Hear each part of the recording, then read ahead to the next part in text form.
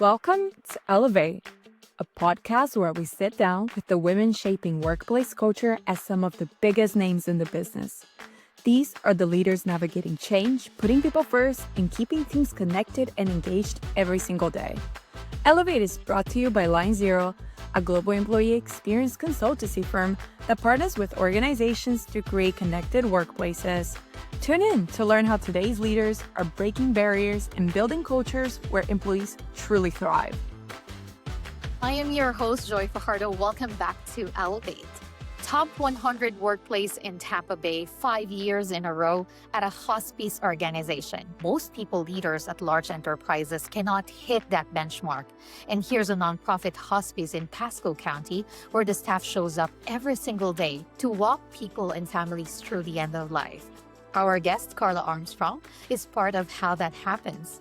She grew up in Pinellas County, trained at the Juilliard School, earning a BFA in dance, spent 15 years choreographing more than 50 original works, and teaching hundreds of students.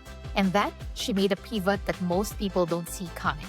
She built a 30-year career in nonprofit fundraising and development, earned her CFRE, the gold standard credential in her field, landed at Gulfside Healthcare Services as Director of Philanthropy, where she's been helping build a culture where people feel the mission, not just read it on a poster. Carla, welcome to Elevate. I'm very excited to have you with us today. Thank you so much for this opportunity to share a little bit about myself. It's our pleasure. Carla, Juilliard for 15 years, building dance career, and then 30 years in nonprofit fundraising. Walk me through the pivot. What made you leave the studio and what pulled you towards this work? Yeah, absolutely. Well, I started out young dancing. Art and dance were my passion. And I consider myself fortunate to have had that opportunity to go to Juilliard, work with incredible masters the 4 years I was there. And then I also was able to dance professionally after I graduated. But even while I was dancing, the arts, it's difficult to make a living on one job alone in the arts. And so I started thinking about beyond dance, because dance is a short career. What do I want to do? What's sort of going to be the next chapter, and what can I do now to lay the groundwork for that? So I was very fortunate to be able to also work side by side with performing with a company called Gaynor Minden. They're a ballet point shoe manufacturer, and it was a startup company at the time. I was their first full-time employee, and they were so wonderful in being flexible, understanding the needs of a performing artist for that schedule. So they really worked hard to hire dancers who could perform professionally and still work on the business side. And it was just a wonderful learning experience. I learned a lot in the 5 years I was there. And then from there, I shifted to a dance publication, a dance and theater publication. It was a company that owned many different dance publications, but the one they wanted help with was something called Stage Directions, which was a national B2B magazine for technical theater, all the behind the scenes stuff, the rigging, the lighting, the scenery. I was to sell advertising. I said, well, this is new. I have never done this. And jumped right in and learned a lot and had a great time and really discovered that I enjoyed that. But I was with them for 5 years, and I'd at that point been in the for-profit world for a little over 10. And while I was doing well, I was very successful, I wasn't as happy as I thought I would be. And so I really started to take a hard look. At the same time, I was getting married, getting ready to have children. And, you think about all those life pivots. And I really wanted to see what I could do to use the skills that I have and grow, but also help other organizations grow as well, maybe nonprofit. So that was when I first became interested and found a position at the Strauss Center for Performing Arts in Tampa. During that time, I had moved to Florida, married, had children. And so helping another arts organization was just so near and dear to my heart.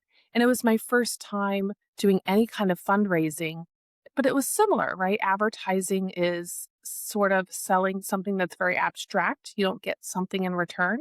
It's space. So fundraising kind of aligned with that, where we're selling a good feeling. Really, that's the return a donor gets for their donation, is to feel really good and empowered about the impact they made. So it was just it's odd because I would never have planned and thought that it would be a fundraiser, because there's a joke that nobody goes to college for fundraising. We all kind of fall into it from different paths. But it's one of those things in retrospect, you look back and you realize that everything on your journey was leading you to the next step. And so that was how I found myself as a fundraiser at the Strauss Center. I was with them for 5 years, really enjoyed it, but again, wanted to focus on a work-life balance. And the commute was quite a bit, and the late hours were taking me away from my very young children. And so looking around at other nonprofits that were near and dear to my heart, Gulfside Hospice was one. I'd had family members on hospice. It was a pretty transformational experience for myself and my family. And I thought, this is where I really want to invest time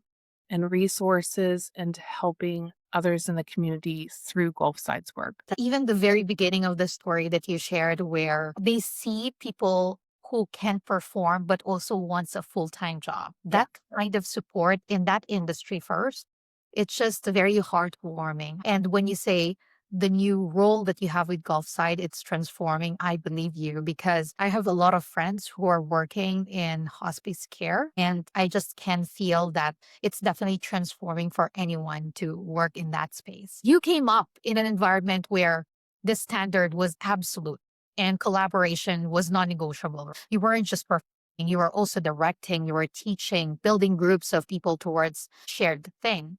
Now, when you look at how you lead now, what specifically did the studio teach you that most leadership development completely misses? I don't know that it misses, but I will say that the thing I think I learned the most was resilience, and repeated effort matters. I think that is the biggest lesson I learned as a student. And then through performing, I grew up with many incredibly talented dancers. And probably the biggest indicator of whether they sort of eventually were performing professionally and succeeded was, did they give up or not? So it was that idea of, okay, if this door closes, where's another door? Where's another window? I'm going to keep pursuing this and find a different creative way to approach the problem, to find a different solution. And sometimes we have to be open to it not being what we had preconceived as the way forward.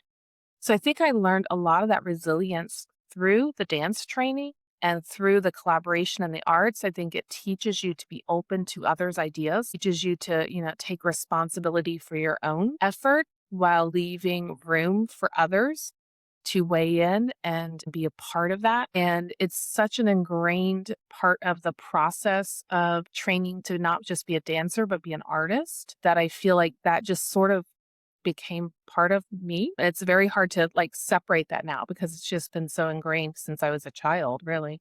It's you. It's just you cannot separate Carla as a ballet dancer and Carla as a leader. And having that perspective is actually kind of a superpower, right? Because you are approaching things on a different angle. You are asking questions that are typically not asked by leaders in your field.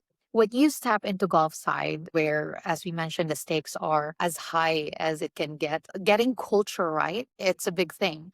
Now, I want our listeners to actually feel what that environment is like. Hospice is one of those words that people hear and immediately they praise for it. But Gulfside has figured out how to build a top 100 workplace inside it. Before we get into the how, what does it actually feel like to work there? What's the daily lived experience that most people on the outside don't understand, or maybe they don't know? I think the biggest thing is we have a small team that visits with each family. And so they get to know them intimately. They almost become part of their family in many cases because you're there through some of the best and the worst of that end of life journey. But I think what people may not realize is it takes a lot more support for that team to be able to do what they need to as well. So there's so much going on behind the scenes and a lot of collaboration. Like any healthcare organization, it's complicated. It's a really challenging because you've got pressures both from wanting to do the best you can for the patient and the family, but then also there's legislative things that impact the way we can do our business. And in just so many different layers to that onion. So I think it's really what helps is knowing that everybody wants to work together. We're very patient centered, very patient focused. And I think when you start to approach things from it's not about what we want, it's about what they want or they need, it shifts the way we all think and the way we all approach a problem because We remain focused on being solution oriented. And I think that helps create that culture of collaboration where we all want to work together to achieve something that's really meaningful and important. And it literally is important. It is life and death for our patients and our families. And so the stakes are high, and we understand that. And we take that responsibility seriously. The same way that the question shifts when you shift your mindset about not what the company wants, but what the people that you serve wants. In the same way, when meaning is built into the work itself, the leadership challenge also shifts because now it's not how do we get people to care because they already care. It's more of how do we protect the people who already do so that we can expand, we can serve more people in our space. So Yeah. I think it goes the same way. 5 years, I'll go back to that because it's mind boggling. I was like, people, like organizations want to be there, and Carla's team is there. So 5 years as a top 100 workplace while doing work this emotionally demanding. I want to get specific a bit here. What does Gulfside do structurally and operationally to build a culture where people don't burn out? What would surprise, say, for example, a people leader from a large enterprise if they spent a week inside your organization? Well, I think anything related to culture starts at the top. And we have a wonderful president and CEO, Linda Ward, who, comes from a really unique background. She has her master's in social work, right? That empathetic, caring, mission driven kind of heart. And then she's also got healthcare administration experience, years, decades of experience of understanding that you have to protect the business in order to protect the people who work for it. And so that starts, I think, at the top. And she's really created this atmosphere where there's an open door policy. Anybody can come and talk to her at any time. So there's always an avenue to go right to the top and talk to her about that. And then that trickles down right to her, the rest of her executive team, and then the people who report to them, and then those all the way throughout the organization. It kind of permeates there. And it is an important thing. There is burnout. It's a very heavy lift for particularly our clinical team. They're there every day, and you grow close to these patients, and watching them pass away is, regardless of how much you think you're prepared for it, it's still hard.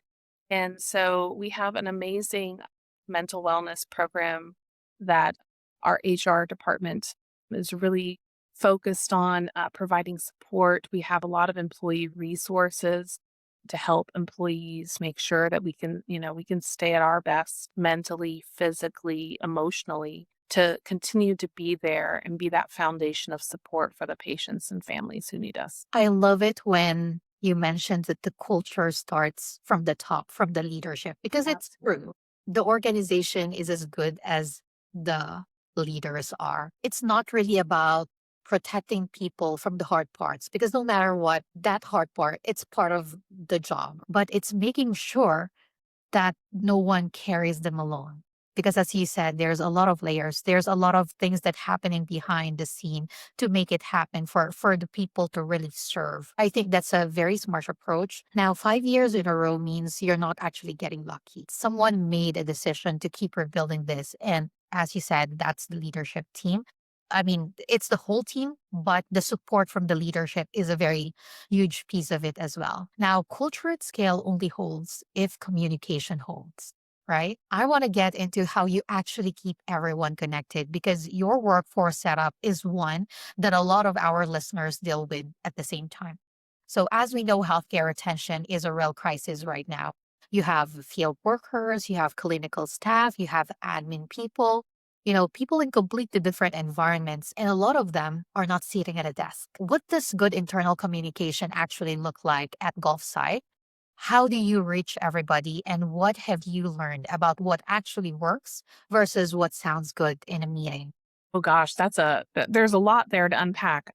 So I think, and what makes it really unique is from even hospice, from other healthcare organizations, is we're not all in one building either. So our care goes to wherever the patient calls home. So when we talk about the clinical staff, they're not doing it in our building. We do have two hospice care centers, but a very small percentage of the number of patients we take care of need that level of care and are in there.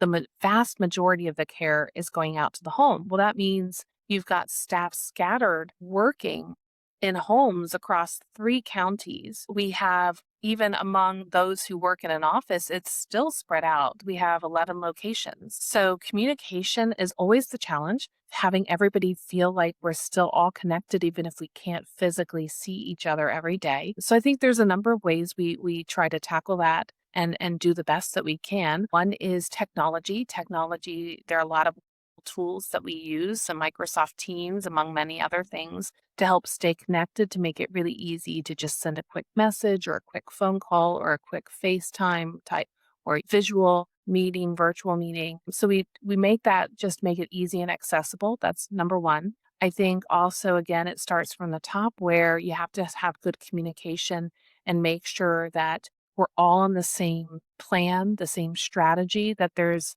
a really clear focus and understanding of what priorities have been set for the organization. And each of us are now committed to making sure that remains the priority.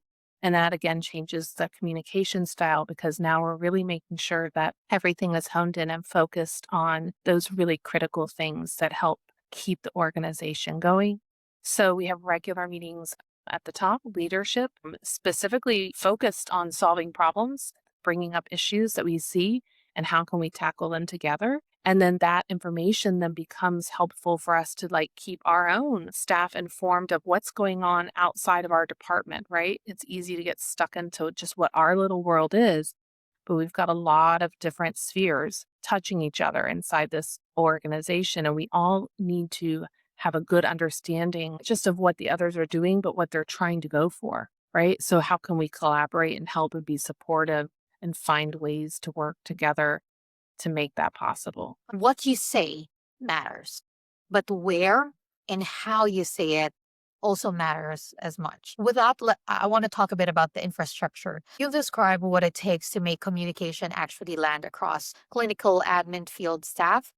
The tools matter here as well. So you already mentioned briefly Microsoft Teams, but what other tools actually keep Gulfside connected? And when you're evaluating any kind of technology, as you mentioned, are there any specifics that you're looking for? What separates something that gets adopted from something that gets purchased and then forgotten? Because that's one of the biggest issues and concerns for a lot of different organizations right now. Well, obviously, the electronic health record system we use is key. It's everything about patients, and we kind of live and breathe by that. It's to making sure that all the information about our patients is there, recorded accurately. It's accessible by those who need to access it in order to take care of the patient. So that electronic health record system is core to everything. In addition to that, really, it becomes identifying additional tools outside of things that work globally through the organization, but things that might help departments for their specific needs. So obviously HR has developed some systems that help stay in touch and track employee benefits, our payroll, things like that. And then even fundraising, philanthropy, we have our own tools to help us stay connected and in contact with donors and give them the best experience possible. So there are many different tools. I think though, in general, what it comes down to, my experience with software, is that you get out of it what you put into it. So I think there are a lot of wonderful software tools that have an amazing capability, but I think sometimes we neglect to invest the time and the resources into building out and utilizing that tool fully. So sometimes I've found with other software, you can see people are using just the bare minimum of it, and that's what they're getting out of it. So I think there is a focus to try to, if we're going to invest in this tool, we want to make sure, one, it's the right tool for any job, right? And then make sure that if we're investing in it, we use it, and we use all of it as much as we can, because that's where we're going to get the maximum return. And again, that just adds to better communication. Usually it's all about utilizing those communication aspects of any software program. So we really try to just make sure we're, putting that time and effort into it, not just purchasing it and using the bare surface. I love what you mentioned in the beginning, that you only get what you put in. Adoption is just so underrated as well. Adoption, and also all the investments put in terms of making sure that the tool is the right for your people, because you can have the best platform in the world, and if the field nurse or if your people doesn't feel it's for them, it's not going to be as efficient. I think also just making sure that they have the opportunity to learn to be educated. So I think that's something that I'm really I have mentioned that is important is there's a sense of professional development. So when you make professional development a priority for every employee at every level, things like saying, okay, here's a great tool, but let's really make sure you have the time to learn how to use it, and not just assume somebody can just pick it up along the way. We actually really have training that's available to help develop those skills and to make that tool possible to be used. Correct. Yeah. You already gave them the tool. So Right. now it's time for you to also provide them the space to learn. I'm going to shift gears a bit here. 30 years of building this, the culture, communication, team's mission. I want to talk about what it actually taken to do all of this as a woman. Okay. So, what has it actually been like to show up as a woman across 30 years of this work? The studios, the nonprofits, the boardrooms, the donor rooms.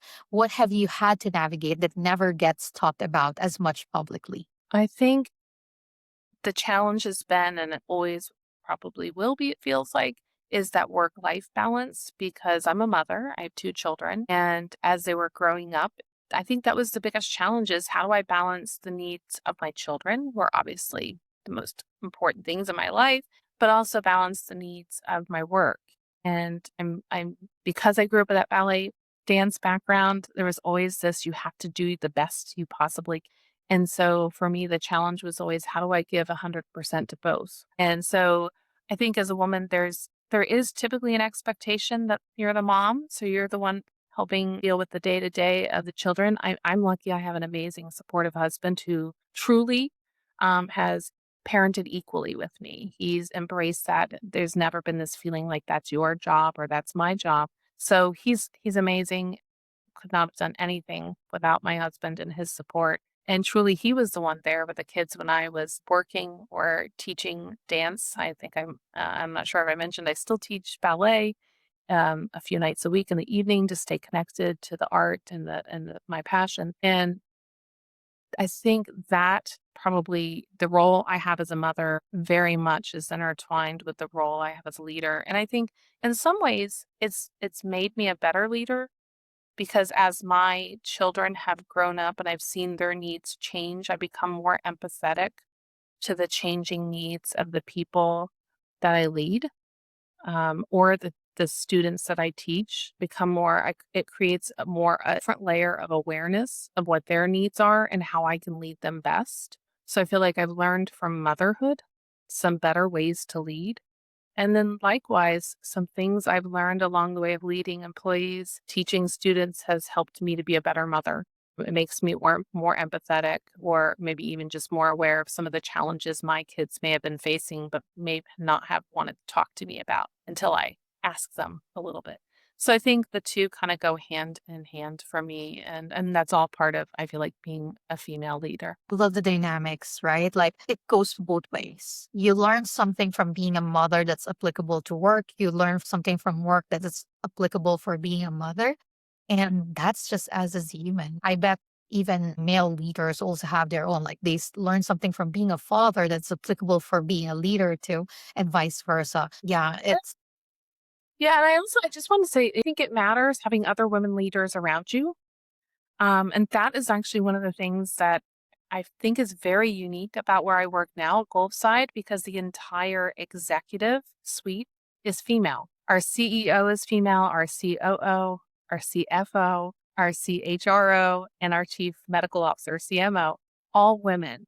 And so I think that that's unique. And I think that helps because we model those who've gone before us and appreciate the paths they've paved to help make that possible. And so then that helps inspire us to do a little bit more, reach a little bit more. So I think that's fun too. that is wonderful and inspiring. A set of all women leaders just cruising. And again, I'm gonna go back to top workplace, right? Yep. With women, it's very inspiring, 100%. Now, looking at who's coming up behind you, I want to end with where all of this is going? You've spent 30 years watching how people and organizations change. What are you paying attention to right now in terms of the future of culture, communications, and this kind of mission driven work? What genuinely excites you, and what are you worried about? Yeah, I think it's interesting. Clearly, I think both the challenges and the potential successes, right? The things that are great is in differences between generations and working generations. We've got a lot of different generations working right now. I think more generations working together than almost any other time in history. And with that comes some different communication styles, some different expectations. And what I feel like worked for me as a leader 20 years ago isn't the same as what I need to do now to best lead my employees. And I think I still am always trying to learn. I think that's part of being leader is trying to keep an open mind and learning. And the needs of the employees have definitely changed, I think, in the last even 10 years. So I think I'm always paying attention to that. I'm excited though, because I feel like as somebody in, working in the nonprofit world, the generation, the younger, what I'd call younger because of my age, the younger generation, it's been years since we've had a generation that's more socially engaged and active and wanting to change the world and wanting to do things that impact on both not just a local but a global scale and are willing to put the work into it and willing to put their dollars where they think this is going in the right direction. And I think that says a lot about hopefully the support that nonprofits, who really are the ones, we're usually the safety net, we're the ones helping the ones most in need, that getting their engagement and having them be a part of that is exciting. So I think that makes me most excited. I think about my young adult children and the ones that are maybe 10 years older than them. They want to do things. They're still building their career, so they're limited in what they can do. But watch out, one day they're not going to be so limited and they're going to be able to do amazing things. And I think just encouraging that, supporting it, nurturing, growing that idea, I think is what excites me most as somebody fundraising in the nonprofit world, wanting to just engage and help them feel like they can make an impact now, even as they work to make a bigger impact later. So that's what I'm excited about. I think as far as challenges, I think we're all figuring out what the heck does AI mean for the world today and what's the impact going to be tomorrow and how do we plan for that? We're always trying to think not just what's happening now, but you've got to start planning out 3 years, 5 years, 10 years. What's your vision? What's your goal?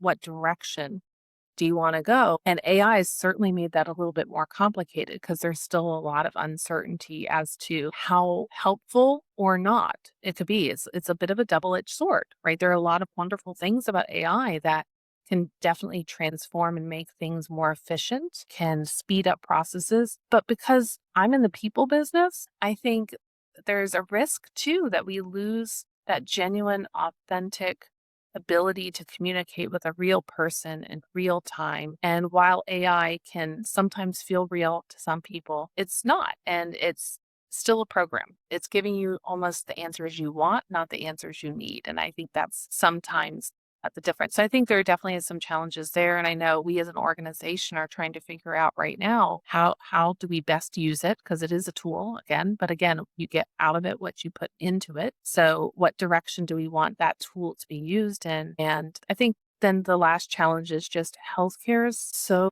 complicated in this country.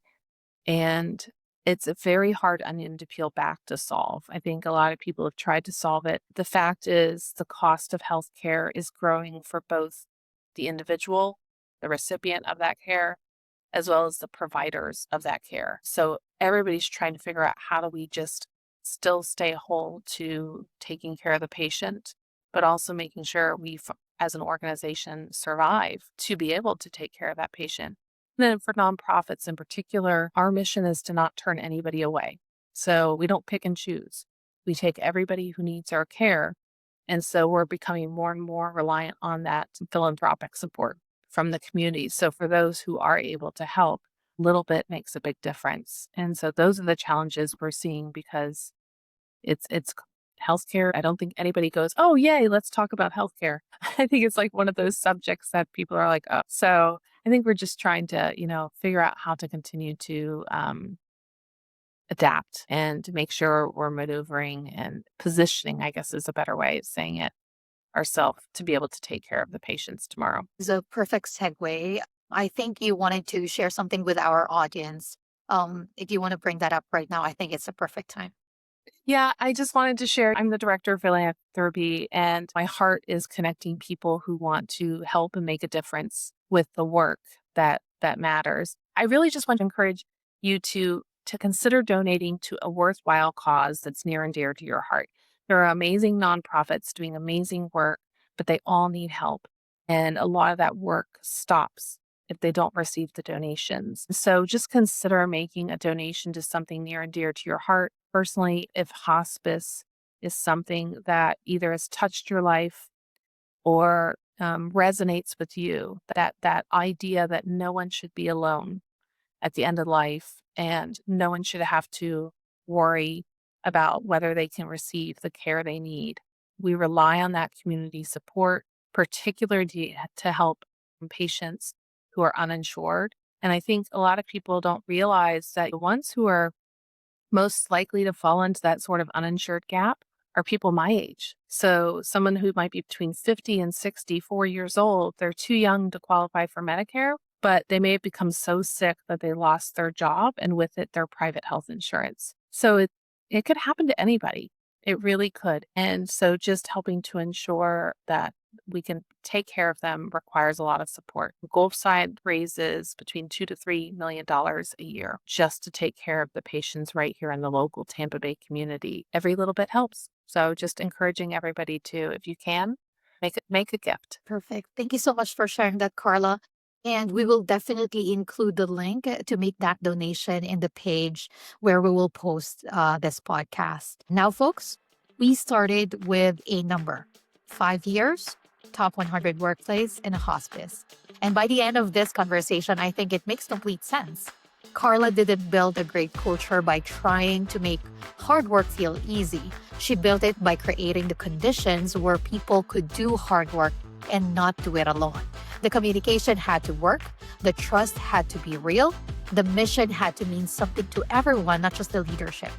That's not a hospice thing, that's an every organization thing. So Carla, I'm really glad we had this conversation. What you're building at Gulfside matters in ways most of us don't think about until we need it.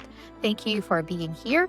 And to our listeners, if today's conversation got you thinking about how your organization connects with its people, how you communicate, how you build culture, or how you help employees do their best work, Line Zero can help you figure it out. We offer a personalized employee experience assessment where our consultants will spend real time with you and your team to understand your employee experience ecosystem and also the specific challenges you're navigating. You can learn more at linezero.com. The link is in the description. Also, please give Carla a follow on LinkedIn. We will post her link on the description. Follow us on Spotify, Apple Podcasts, YouTube, and LinkedIn at Line Zero for more conversations from the women who are transforming employee experience. Until then, keep elevating, keep inspiring, and let's keep building workplaces where people truly thrive.